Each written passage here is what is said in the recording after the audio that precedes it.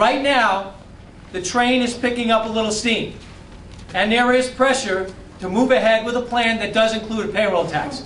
The one that the Ravitch Commission came out with, and now the Senate Democrats came out with a plan this week with a little lesser payroll tax. It's still a bad idea. It is hard for me to fathom, as somebody who works in government, we are trying to give money to school districts. We now have been given a lot of money from the federal government to help distribute to our school districts, to make whole on other cuts that the governor has proposed. And yet, on the other hand, now we're socking it to them with a payroll tax. We're socking it to them with preschool cost shifts. But we're here to talk about the MTA Payroll Tax, and I look at my colleagues here from local government in the town of Brookhaven. Why in God's name would we be taxing another level of government when the federal government, the President, and the Congress has said that's not the way we want you to do business. We're giving you this money to help, not to go after people and hurt them in other ways. Suffolk County is going to have to pay this, the town of Brookhaven, all our municipalities, all our school districts, all our not-for-profits. It's just bad public policy. New Yorkers deserve much better than this.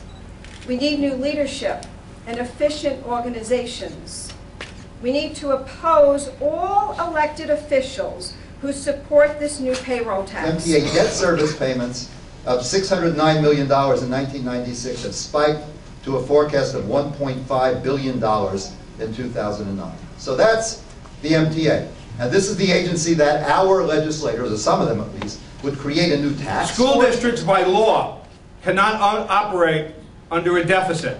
We should not have to tax our residents even more for those agencies that do operate under a deficit. I met two young students here, John and Kristen Bravo, from Dornwood Middle School, 7th and 8th grade.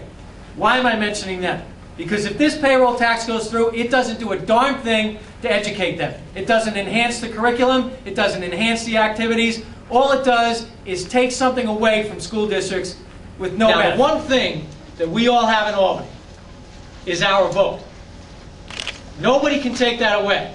You can mess with the committees, you can mess with legislation, you can mess with parking spaces, you can mess with staff, but the one thing that I have, that Malcolm Smith has, and that Shelley Silver has, and the governor of the state of New York has, I have one vote. And that's the most important tool that we have at our disposal.